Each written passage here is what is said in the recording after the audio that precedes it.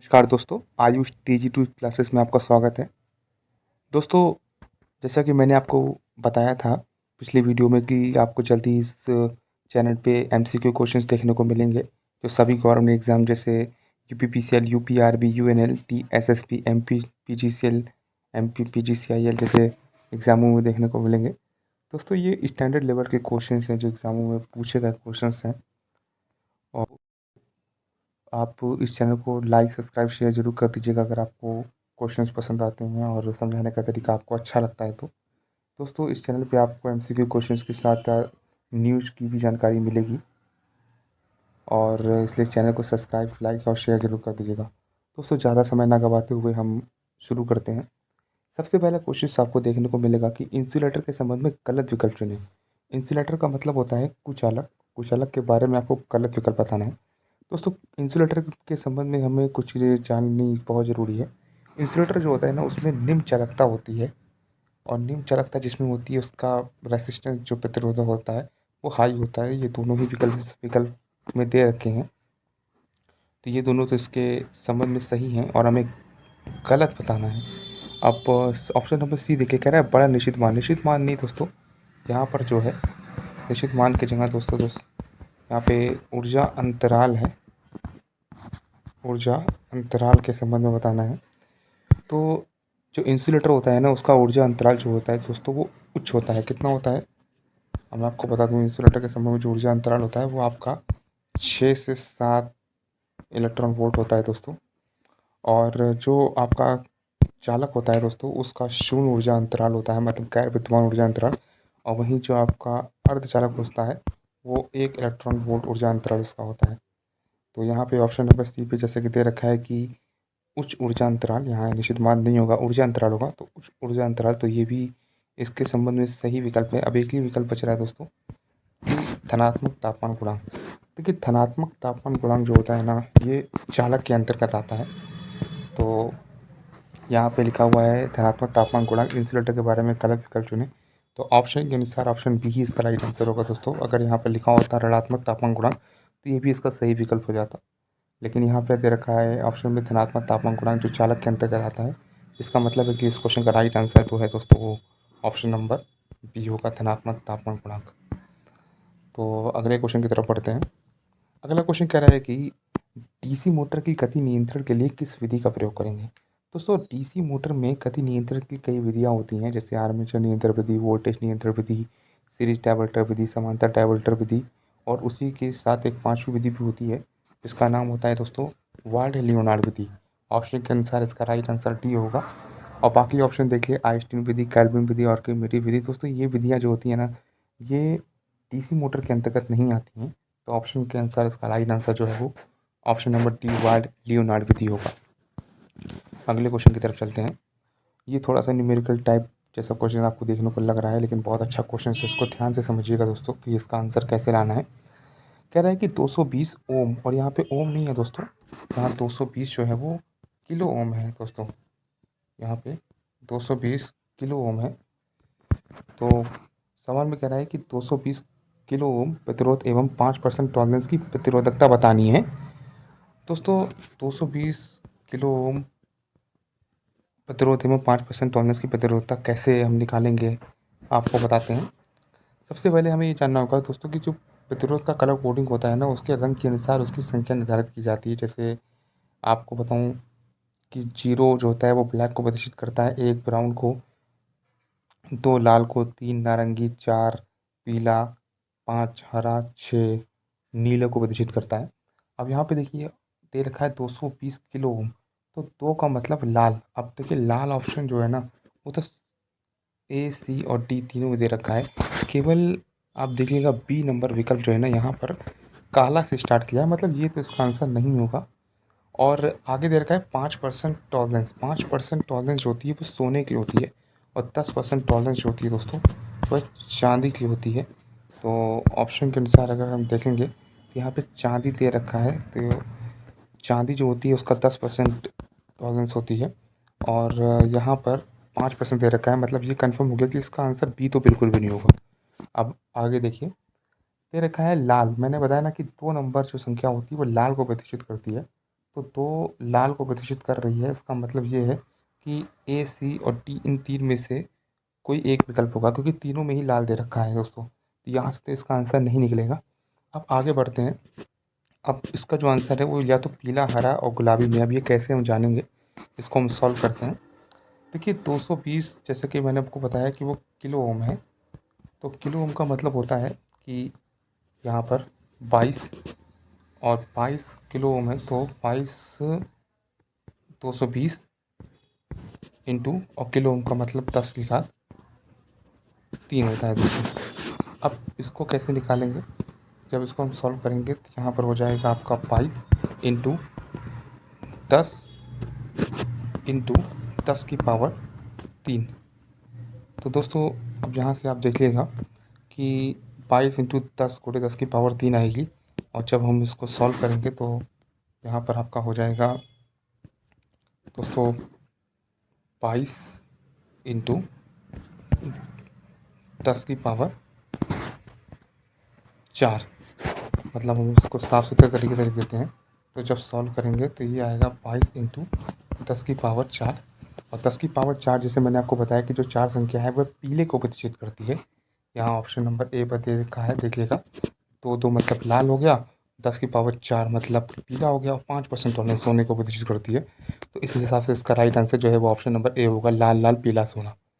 तो उम्मीद करते हैं आपको ये क्वेश्चन समझ में आ गया होगा कि इसको किस तरह से सॉल्व किया जाता है। और वहीं आप देख लीजिए ऑप्शन नंबर डी पे, देखिए गुलाबी दे रखा है। अब कई लोगों के दिमाग में आएगा कि भाई 220 किलो ओम पूछ रहा है, तो किलो का मतलब 3 होता है, तो 3 गुलाबी को प्रदर्शित करता है। तो वो बिना सोचे समझे इसका आंसर डी मार के चले आएंगे, जो कि गलत होगा। इसको सॉल्व करने का तरीका मैंने आपको बता दिया है कि किस तरह से सॉल्व करना है। उस तरह से जब आप सॉल्व करेंगे तभी आपका राइट आंसर निकलेगा दोस्तों। जैसा कि इस क्वेश्चन का राइट आंसर जो है वो ऑप्शन नंबर ए है आपका, लाल लाल पीला सोना। उम्मीद करती हैं क्वेश्चन आपको अच्छे से समझ में आ गया होगा। इसके बाद अगले क्वेश्चन की तरफ बढ़ते हैं दोस्तों। अगला क्वेश्चन कह रहा है कि अंडरग्राउंड केबल के संबंध में कौन सा कॉमन फॉल्ट नहीं है। दोस्तों अंडरग्राउंड केबल जो होती है ना, वह उसके अंतर्गत जो है फॉल्ट हैं वो निम्न प्रकार के होते हैं, जैसे short circuit fault, open circuit fault और अर्थ फॉल्ट। अब यहाँ पे ऑप्शन में एक दे रखा है कि चालक फॉल्ट। दोस्तों ये कंफ्यूज करने के लिए ऑप्शन दे रखा है। चालक फॉल्ट कि कोई प्रकार का फॉल्ट नहीं होता है, तो अंडरग्राउंड केबल के संबंध में जैसा कोई फॉल्ट नहीं होता है। तो इसलिए इस क्वेश्चन का right answer option number B होगा, चालक फॉल्ट। और आपको बता दें दोस्तों, अंडरग्राउंड केबल जो होती है ये मैक्सिमम 66 केवी तक प्रयोग की जाती है। अंडरग्राउंड केबल जो होती है वह ओवरहेड लाइन के मुकाबले काफ़ी महंगी पड़ती है। इसकी शुरुआती लागत भी काफ़ी महंगी पड़ती है दोस्तों। और अगर कोई फॉल्ट आता है तो इसको ठीक करना काफ़ी कठिन भी होता है। तो अंडरग्राउंड केबल काफ़ी इंपॉर्टेंट टॉपिक है, इसको अच्छे से पढ़ाई करना पड़ेगा इस टॉपिक पे, तभी आप इसके बारे में जान सकते हैं। अगले क्वेश्चन की तरफ बढ़ते हैं। कह रहा है कि आमतौर पर खाना बनाने और एवं पीने के मिक्सर में किस प्रकार की मोटर का प्रयोग करते हैं। दोस्तों जब आपने अगर मशीन मोटर के बारे में थोड़ा बहुत भी सही से पढ़ा होगा, तो जब ये मिक्सर शब्द आता है ना, तो हमारे दिमाग में सीधा यूनिवर्सल मोटर का ध्यान आता है। दोस्तों इस क्वेश्चन का जो राइट आंसर है वह यूनिवर्सल मोटर ही है, जिसको हम लोग सार्वत्रिक मोटर के नाम से जानते हैं। इसी का प्रयोग हम लोग मिक्सर में करते हैं, सिलाई मशीन में भी इसका प्रयोग करते हैं दोस्तों। इसको एसी सीरीज मोटर के नाम से भी जाना जाता है। इस क्वेश्चन का जो राइट आंसर है वह है सार्वत्रिक मोटर है। बाकी ऑप्शन देख लेते हैं। कह रहा है प्रतिष्ठित मोटर। प्रतिष्ठित का मतलब होता है रिलैक्टेंस। रिलैक्टेंस मोटर का प्रयोग दोस्तों हम लोग जो है वह फ्रिज में भी करते हैं और मशीन जैसी चीज़ों में करते हैं।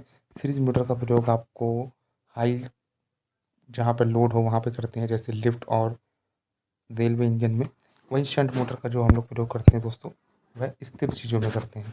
बहरहाल इस क्वेश्चन का जो राइट आंसर है दोस्तों, वह ऑप्शन नंबर बी सार्वत्रिक मोटर होगा, जिसको हम लोग यूनिवर्सल मोटर के नाम से जानते हैं। यूनिवर्सल मोटर एक बहुत इंपॉर्टेंट प्रकार की मोटर है, एग्जाम में इससे क्वेश्चन जरूर पूछे जाते हैं। ये एकमात्र सी मोटर है जो दोस्तों एसी के साथ साथ डीसी पे भी कार्य करती है। आप जब इसको थ्योरिकल अच्छे से पढ़ेंगे तो आपको काफ़ी बेहतर तरह से आपको इसमें जानकारी देखने को मिलेगी दोस्तों। अगले क्वेश्चन की तरफ बढ़ते हैं। अगला क्वेश्चन दोस्तों कह रहा है कि इंडक्शन मोटर का अधिकतम टार्क किसके अनुसार परिवर्तित होता है। दोस्तों इंडक्शन मोटर का जो टार्क होता है ना, इंडक्शन मोटर का जो टार्क होता है दोस्तों, ये वोल्टेज के वर्ग के समानुपाती होता है। इंडक्शन मोटर का जो टार्क होता है दोस्तों, ये वोल्टेज के वर्ग के समानुपाती होता है। अब ऑप्शन के अनुसार देखा जाए तो ऑप्शन नंबर सी की तरफ आप देखेंगे कि प्रयुक्त वोल्टेज के वर्ग के समानुपाती। तो इसका right answer option number C होगा। बाकी ऑप्शन अगर आप देखेंगे, कह रहा है प्रयुक्त वोल्टेज के व्युत्क्रम के वर्ग, तो व्युत्क्रम शब्द लगा दिया तो इसलिए इसका आंसर गलत हो गया। फिर कह रहा है प्रयुक्त वोल्टेज के व्युत्क्रम, प्रयुक्त वोल्टेज के व्युत्क्रम नहीं होगा दोस्तों, प्रयुक्त वोल्टेज के वर्ग के समानुपाती होगा, तो इसलिए ये ऑप्शन भी गलत हो गया।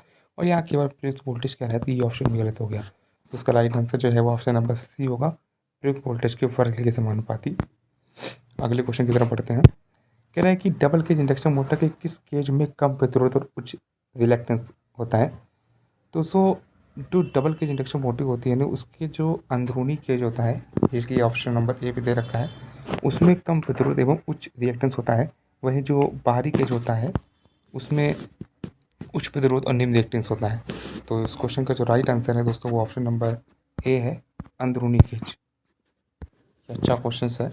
अंदरूनी केज में कम प्रतिरोध और उच्च रिएक्टेंस होता है और बाहरी केज में उच्च प्रतिरोध और निम्न रिएक्टेंस होता है। तो दोस्तों जस्ट एक दूसरे के विपरीत है, एक भी याद अगर आप करेंगे तो दूसरा उसका विपरीत कर देंगे तो आंसर आ जाएगा। अगला क्वेश्चन है, एक डिजिटल मल्टीमीटर क्या मापता है। दोस्तों मल्टीमीटर जो है वो मापक यंत्र का बहुत इंपॉर्टेंट टॉपिक है। मल्टीमीटर जो होता है दोस्तों वो एसी और डीसी दोनों पे कार्य करता है। ऑप्शन के अनुसार हम अगर चलें, यहाँ कह रहा है कि केवल डीसी वोल्टेज बता रहा है। देखिए वोल्टेज धारा तो वो मापता है, लेकिन केवल डीसी नहीं बल्कि वो एसी भी मापता है, तो इसलिए ये उसका आंसर तो नहीं होगा। आगे की तरफ बढ़ते हैं। कह रहा है कि केवल एसी व डीसी वोल्टेज धारा, तो वोल्टेज धारा तो मापता है दोस्तों, लेकिन केवल शब्द यहाँ जो लगा दिया जिससे ये ऑप्शन भी गलत हो गया। ऑप्शन नंबर सी कह रहा है कि एक एसी वोल्टेज व प्रतिरोध। दोस्तों ये भी इसका गलत आंसर है। क्यों? क्योंकि एसी के साथ साथ पर डीसी भी मापता है। अगर यहाँ कहता है एसी डीसी वोल्टेज व प्रतिरोध, तो ये इसका राइट आंसर हो जाता है। अब एक ही ऑप्शन बच रहा है, ऑप्शन नंबर डी, जहाँ वो कह रहा है एसी और डीसी धारा वोल्टेज। तो एसी के साथ डीसी धारा वोल्टेज, तो ये इसका राइट आंसर है। और साथ साथ प्रतिरोध भी लिख देता तब भी ये इसका सही आंसर हो जाता दोस्तों। मतलब कि जो आपका मल्टीमीटर होता है वह एसी डीसी वोल्टेज धारा और प्रतिरोध तीनों का मापन करता है। तो ऑप्शन के अनुसार इसका राइट आंसर डी होगा। अगला क्वेश्चन देखते हैं। कह रहा है कि यदि फ्यूज की धारा निर्धारक 10 एम्पियर है तो संगलन फ्यूजिंग धारा क्या होगी। दोस्तों जो संगलन होता है ना, संगलन का जो मतलब होता है वो होता है आपका पिघलना। मतलब कि संलग्न का मतलब होता है पिघलना। तो क्वेश्चन क्या कह रहा है, ध्यान से समझिएगा। कह रहा है यदि फ्यूज की धारा निर्धारित 10 एम्पियर है, मतलब कि जो फ्यूज की क्षमता है वह 10 एम्पियर तक है, तो वो कब पिघल जाएगा। वो संलग्न मतलब पिघलना होता है, तो वह कब उसके फ्यूजिंग धारा पिघल जाएगी। दोस्तों फ्यूज की जो अधिकतम क्षमता ही 10 एम्पियर है, जैसा कि क्वेश्चन में दे रखा है, तो अगर हम उससे कम पे उसका प्रयोग करेंगे, मतलब बी सी डी ऑप्शन अगर आप देखते हैं, 7 एम्पियर 5 एम्पियर 3 एम्पियर में किसका प्रयोग करेंगे, तो उसकी निर्धारित जो अधिकतम क्षमता है ना उससे कम में प्रयोग हो रही, तो वहाँ पर वो नहीं पिघलेगा। ऑप्शन नंबर ए देखिएगा, कह रहा है 10 एम्पियर से अधिक, मतलब जब हम उसको उसकी निर्धारित क्षमता से अधिक क्षमता देंगे तभी वो जाके पिघलेगा। इसलिए इसका राइट आंसर दोस्तों ऑप्शन नंबर ए होगा, 10 एम्पियर से अधिक। उम्मीद करते हैं ये क्वेश्चन आपको समझ में आ गया होगा। और अगला क्वेश्चन की तरफ चलते हैं दोस्तों। कह रहे हैं कि फ्यूज बनाने के लिए किसका प्रयोग करते हैं। दोस्तों किसी भी गवर्नमेंट एग्जाम में ये सबसे स्टैंडर्ड लेवल का क्वेश्चन है, इजी क्वेश्चन है, लेकिन कई बार लोग इस पर गलती कर देते हैं कन्फ्यूजन के मारे। आपको बता दूं दोस्तों, फ्यूज जो होता है ये लेड और टीन का मिश्रण होता है, जहाँ पर लेड की जो मात्रा होती है दोस्तों वह 37% होती है, वही टीन की मात्रा जो है वो 63% होती है। तो इसका राइट आंसर सी होगा। वहीं आपको एक चीज़ और बता दें, फ्यूज जो होता है ना दोस्तों, अगर 10 एम्पियर से अधिक क्षमता का फ्यूज है तो वहाँ पर कॉपर और एल्युमिनियम का प्रयोग भी करते हैं। मतलब अगर सवाल ये पूछे कि 10 एम्पियर से अधिक क्षमता की फ्यूज बनाने के लिए हम किसका प्रयोग करेंगे, तो कॉपर एवं एल्युमिनियम का प्रयोग करेंगे। और वहीं नॉर्मली दूसरी जैसे कि सवाल ने पूछ रखा है कि फ्यूज बनाने के लिए किसका प्रयोग करेंगे, तो लेड और टीन का प्रयोग करेंगे दोस्तों। ये तो इसका राइट आंसर जो है वो ऑप्शन नंबर सी होगा, लेड और टीन। दोस्तों उम्मीद करते हैं कि आपको सवाल पसंद आए होंगे और समझाने का तरीका कैसा लगा आप कमेंट बॉक्स में ज़रूर बताइएगा। कोई कमी अगर लगती है आपको समझाने के तरीके में या पढ़ाने में, तो वो आप कमेंट बॉक्स में बताइएगा, हम उसमें सुधार ज़रूर करेंगे दोस्तों। और वीडियो पसंद आई हो तो इसको लाइक शेयर और सब्सक्राइब ज़रूर कर दीजिएगा, और चैनल पर पहली बार आए हो तो दोस्तों सब्सक्राइब कर दीजिएगा। और इस चैनल का लिंक आपको, टेलीग्राम का लिंक हम डिस्क्रिप्शन पे डाल देंगे दोस्तों। वहाँ से आप हमारे टेलीग्राम चैनल को ज्वाइन कर लीजिए, जहाँ पर आपको इस सब क्वेश्चन की PDF और न्यूज़ की जानकारी देखने को मिलेगी। और दोस्तों, ये वीडियो मैंने जो बनाई है 1 से 10 क्वेश्चंस की, तो ये पहली बार बनाई है, तो काफ़ी कुछ कमी अगर आपको देखने को मिलती है तो हमें कमेंट में ज़रूर बताइएगा। वहाँ पर हम उसको सॉल्व करने का प्रयास करेंगे। बाकी क्वेश्चंस कैसा लगा, किस लेवल का क्वेश्चन था, आपको कैसा लगा और समझाने का तरीका कैसा लगा दोस्तों, ये आप हमको कमेंट बॉक्स में ज़रूर बता दीजिएगा दोस्तों। धन्यवाद। जय श्री राम।